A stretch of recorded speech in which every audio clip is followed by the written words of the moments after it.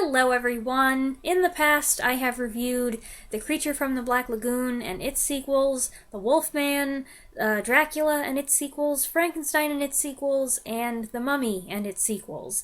That leaves one classic Universal Monsters series remaining, so today I'm going to take a look at The Invisible Man and its 4 sequels. The Invisible Man Returns, The Invisible Woman, The Invisible Agent, and The Invisible Man's Revenge.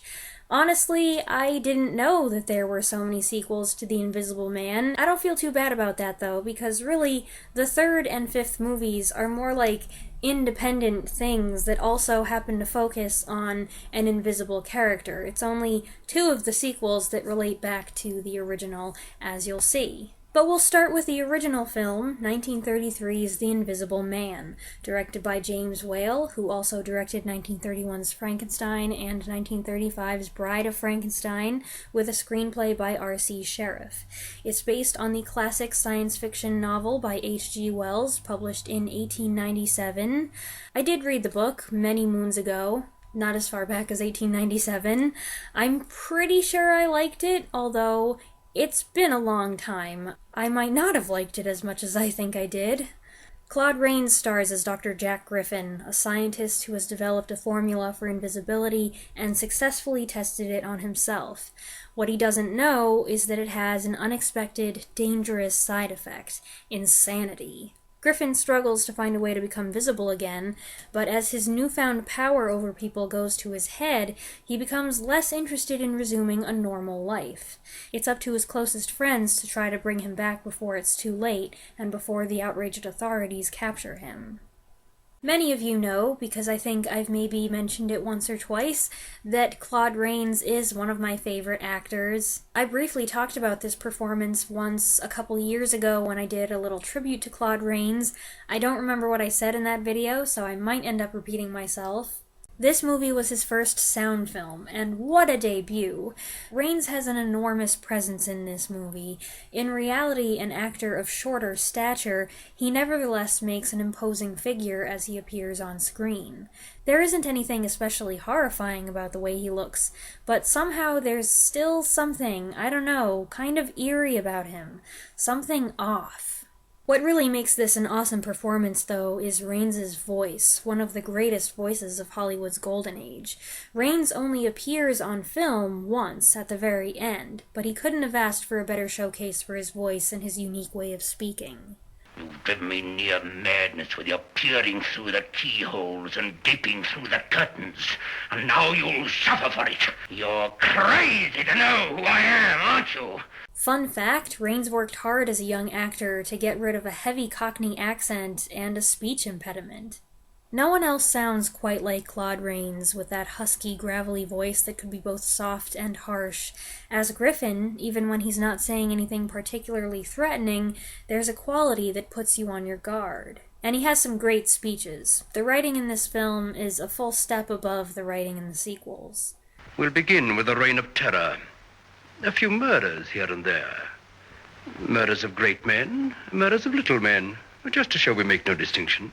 In the first half, we see Griffin grow increasingly desperate and paranoid, but as he finds he can apparently get away with anything, including murder, his paranoia turns to glee. He goes off in twisted delight, bringing chaos and fear to the quiet English countryside, and the police are at a loss to find a way to catch him, not just because he's invisible, but because he's so clever. Now, I know you might look at the collection of Universal Monsters and think one of these things is not like the others. He's not really a monster, and yeah, okay, that's true. He's not a vampire, he hasn't been brought back from the dead, there are no curses attached to him or anything like that. He's still just a man. But he is spooky, there's that, and he does go on a murderous rampage. According to the IMDb.com trivia page, Griffin kills over 120 people, which is way more than any other Universal Monster movie villain of that period. And someone who's irrational but clever, who has a total lack of empathy and a disregard for human life, who wants to rule the world by force, is far more frightening than a literal monster. The other Universal monsters exist only on the screen and our imaginations, but murderous tyrants and terrorists are very real. Another highlight is the movie's special effects. When certain people criticize the effects in old movies, something that I admit is a pet peeve of mine, this is one of the movies that I think of in rebuttal. I dare you to say these effects aren't impressive for 1933. To achieve the illusion of invisibility, Rains was filmed wearing black velvet against a black velvet background. That footage was then superimposed over the film of the actual set. It's like they were using green screen technology before there was such a thing. I'll show you who I am and what I am. Oh, and Claude Rains was not the only person in the movie, believe it or not. He's joined on screen by Gloria Stewart as Griffin's fiancée. Modern audiences might not immediately recognize her, but I'm sure they know her as Old Rose in Titanic. William Harrigan plays Dr. Kemp, Griffin's colleague. He's kind of a bland, forgettable character, which helps make Griffin seem even more psychotic, especially when Griffin is terrorizing him. There's also the ever-lovable Henry Travers as another scientific colleague who's the first to figure out that Griffin's formula will make him go crazy, and I would be remiss if I failed to mention that there's a brief appearance from Dwight Fry playing a persistent reporter. I would argue that the Invisible Man series as a whole has more humor than the other Universal Monster films. Perhaps this became a significant feature because James Whale filled the first movie with so many caricatures of English villagers. You have one of Whale's favorites, Una O'Connor, almost stealing the show as the innkeeper's wife. She's a hoot, but oh my goodness, she is so over the top. You've also got the bumbling policeman type in E. E. Clive's constable, who gets more than he bargained for when he goes to confront Griffin. Look, he's all eaten away. Besides, there's just something about the Invisible Man scenario that lends itself to visual gags.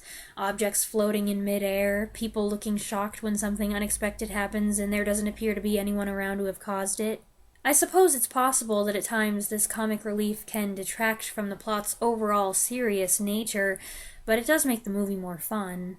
As is the case with most of these Universal Monster series, the first one is the best one. It combines sophisticated filmmaking with stylish originality and gives you a main character who is unpredictable, disturbing, and riveting.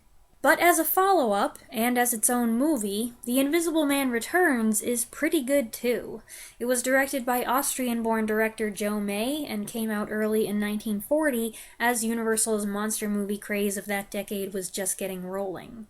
If one of the most memorable features of the original Invisible Man movie was Claude Rains' distinctive voice, then of course they would want a successor in the title role who was similarly talented, someone who could carry the movie with his vocal performance alone. What better choice than a man who was just starting out in movies at the time, who would later become one of the most well-known, well-loved horror movie actors with one of the most recognizable voices in the world.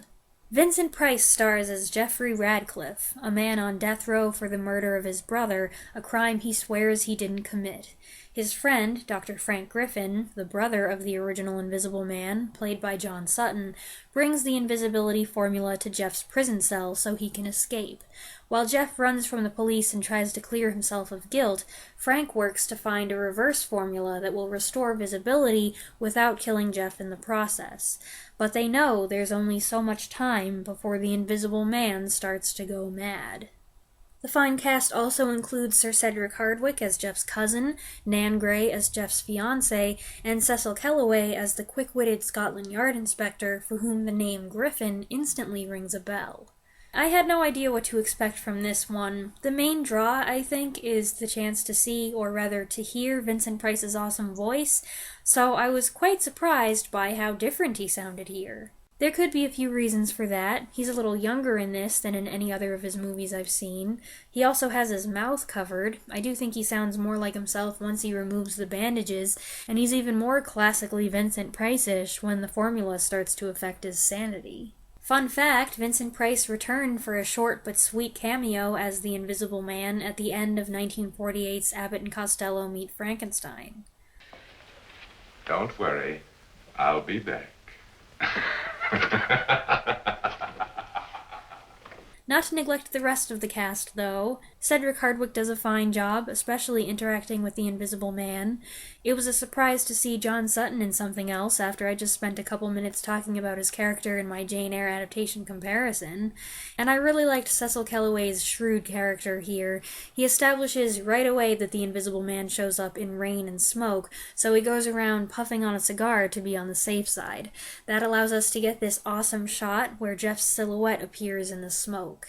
You can always count on some fun visual tricks in an Invisible Man movie. All in all, the effects here are good. Not always flawless. I can see some strings, some of the edges are wavy, and whoops, some things become invisible that shouldn't be.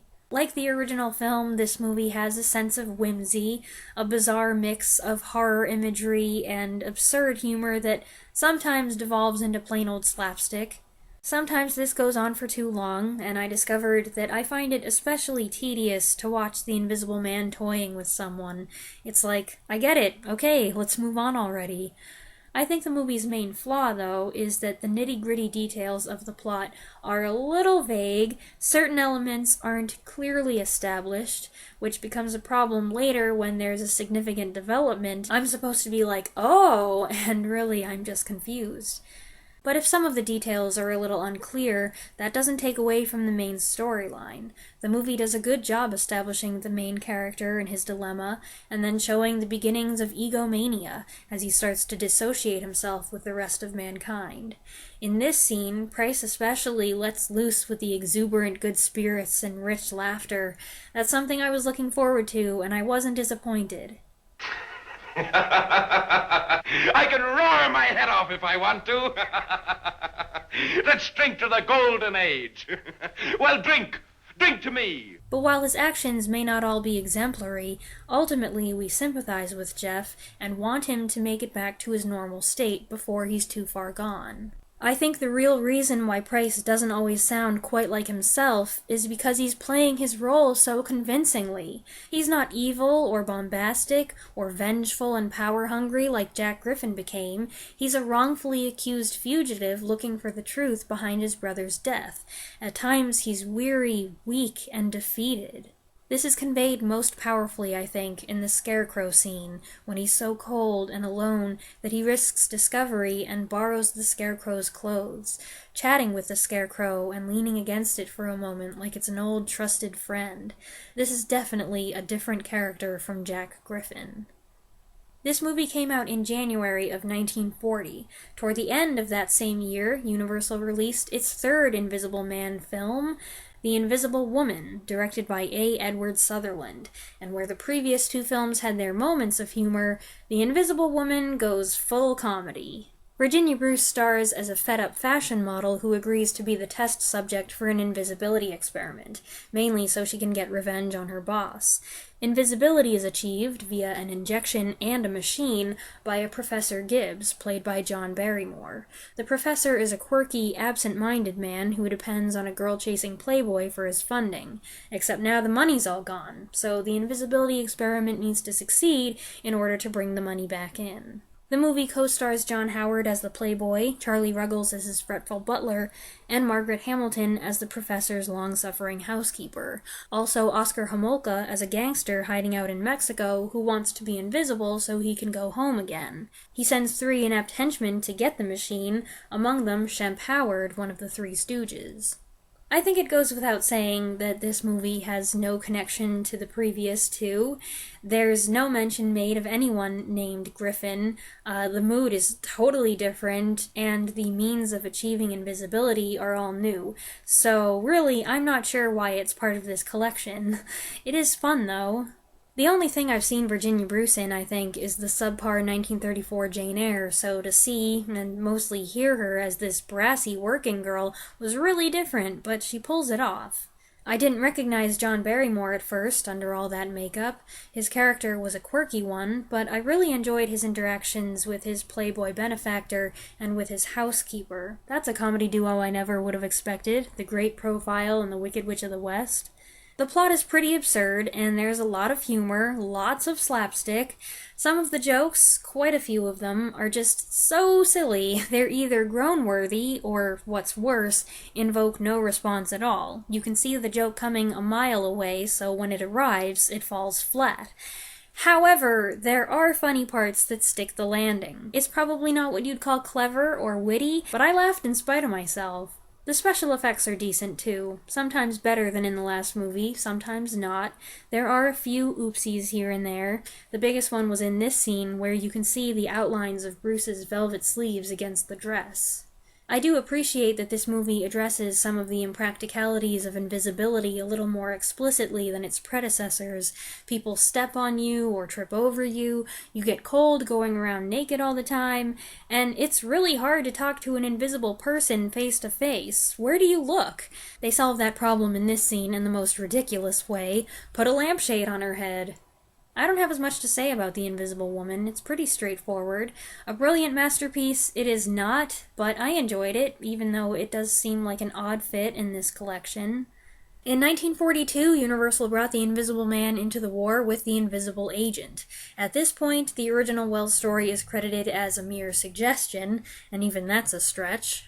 This movie was directed by Edwin L. Marin and features the acting talents of glamorous Ilona Massey, who co-starred in Frankenstein Meets the Wolfman, Sir Cedric Hardwicke, making his second appearance in this series, and Peter Lorre. The Invisible Man is played by John Hall, an actor who, well, I've never heard of before. The movie starts in 1939. A printer, Frank Raymond, real name Frank Griffin, is accosted by a group of men who want his grandfather's invisibility formula, with the idea that an invisible man, under Axis control, would be a useful weapon. There's a few things here. The movie references the original Invisible Man, but seems to have mixed up Jack and Frank. Jack was the one who went insane, and he didn't have any children, so he can't have a grandson. Maybe they're retconning and trying to make Frank the original Invisible Man, although I don't know why, but either way you look at it, it doesn't make any sense. And neither does this timeline. It's his grandfather's formula, and yet we've only jumped ahead 2 years. But this generation-jumping storytelling device is something that Universal used a lot back then as something handy to allow them to reset the story, so, I guess I won't nitpick it too harshly. Also, this gang is jointly led by Hardwicke and Lorre, representing the Axis powers.